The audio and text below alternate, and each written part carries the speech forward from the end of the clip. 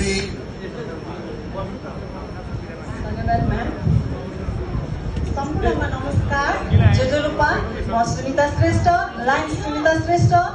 आज यस कार्यक्रमका प्रेसाइडिङ अफिसरज्यू, 325 का डिस्ट्रिक्ट गभर्नरज्यू, फर्स्ट लेडीज्यू, टिजी टिम र सम्पूर्ण लायन्स लिडरज्यूहरूमा, सम्पूर्ण प्रेसिडेन्टज्यूहरूमा र सचिवज्यू र ट्रेजरज्यूहरूमा म सम्पूर्ण लायन्स लिडरज्यूहरूलाई, यस सम्पूर्ण पत्रकारज्यूहरू र कार्यक्रमलाई सभ्य र भव्य बनाउन सम्पूर्ण उपस्थिति लायन्स लिडरज्यूहरूलाई धेरै धेरै धन्यवाद दिन चाहन्छु।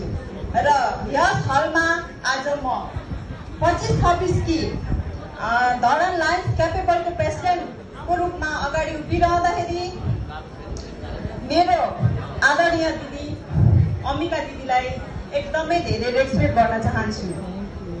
किनभने म धरान जेसिसको 2024 को भाइस प्रेसिडेन्ट भएर आफ्नो जेसिसलाई एउटा नेतृत्व गर्दै गर्दा उहाँले चाहिँ अब तिमी लायन्समा आउनुपर्छ र मेरो टिममा बसेर केही काम गर्नुपर्छ, तिमी एउटा सोसल वर्क काम गरिरहेको छौ, समाजलाई चिनाइरहेको छौ भन्दै गर्दाखेरि आज म यस लायन्स धरान लायन्स क्यापेबलको प्रेसिडेन्ट भएर अगाडि उभिरहँदाखेरि हजुरहरू समक्ष एकदमै धेरै आभारी छु।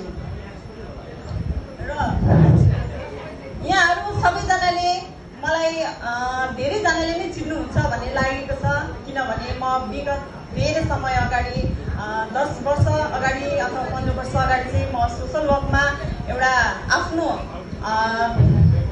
सोसल वर्कलाई पहिचान गर्नुपर्छ अथवा चिनाउनुपर्छ, सुनिता चाहिँ सोसलमा एउटा एक्टिभ छ भन्ने कुरा चिनाउनुपर्छ भन्दै गर्दाखेरि म धेरै त भन्दिनँ, मैले पनि विभिन्न सङ्घ संस्थामा आबद्ध रहेर आफू केही गर्छु र म पछाडिकोहरूलाई पनि उहाँहरूको एउटा जिम्मेवारी भएर, अभिभावक भएर र कसैको आश नमारिकन सबैलाई एउटा राजनीतिक, जाति, भाषा, धर्म भन्दा पनि माथि रहेर एउटा समाजलाई सबैलाई समान तरिकाले हेर्छु भनेर चाहिँ म आज यस लायन्स क्यापेबलको प्रेसिडेन्ट भइरहँदाखेरि एकदमै खुसी छु।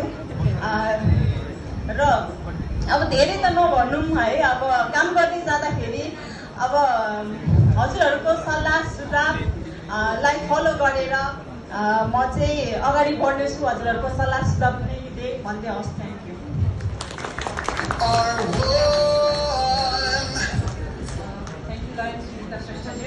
र हामी यो एक्सेप्टेन्स स्पिचको अन्तिममा आइसकेको छौँ र